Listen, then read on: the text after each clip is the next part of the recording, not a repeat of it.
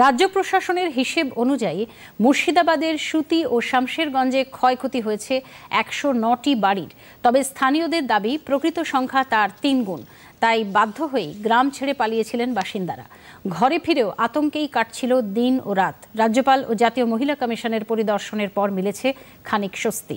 তাদের আশ্বাসে কিছুটা ভয় কেটেছে শামশেরগঞ্জের জাফরাবাদ ডিগ্রি বেদবোনা গ্রামের আক্রান্ত বাসিন্দাদের। যন্ত্রণার কথা উজাড় করে বলতে পেরে লাঘব হয়েছে ভার। সুবিচারের দাবি জানিয়েছে শামশেরগঞ্জের বাসিন্দারা।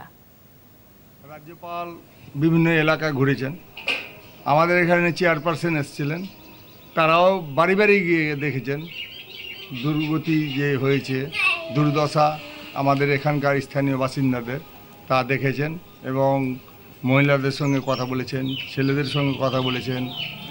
অনেক দুর্গতি হয়েছে, বাড়িঘর যে লুটপাট হয়েছে তাতে আমরা আমাদের ক্ষোভের কথা বলেছি, তাতে আমরা বিভিন্ন দাবি দেওয়া দিয়েছি। এখানে স্থানীয় বিএসএফ ক্যাম্প করতে হবে, না তাছাড়া আমাদের সুরক্ষা হবে না। এবং তারাও কথা দিয়েছেন আমরা যতটা পারছি আমরা আমাদের রিপোর্ট জমা করব। দাবি ছিল এখানে যেন মেয়েরা সুরক্ষিত থাকে আর বিএসএফ ক্যাম্পটা যেন স্থায়ীভাবে করা হয়, এটাই বেশি করে দাবি ছিল। স্থায়ীভাবে না ক্যাম্প করলে তো আমরা সুরক্ষিত নই, যতক্ষণ বিএসএফ আছে ততক্ষণ আমরা সুরক্ষিত। সেটাই আমরা দাবি রাখলাম যে আমাদের কোনো অন্য কিছু সাহায্য দরকার নেই, আমরা যেন বিএসএফ ক্যাম্পটা পাই আর নারীদের সুরক্ষাটা যেন থাকে ঠিকঠাক।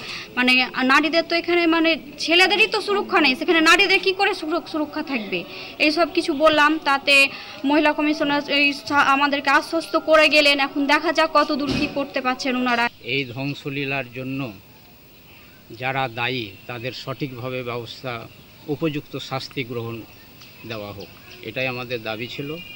এবং পরবর্তীতে যেন এই রকম কোনো ঘটনা না ঘটে তার জন্য রাজ্যপাল মহোদয়কে আমাদের দাবি জানিয়েছি এবং মহিলা চেয়ারপারসনকেও জানিয়েছি, সবাই।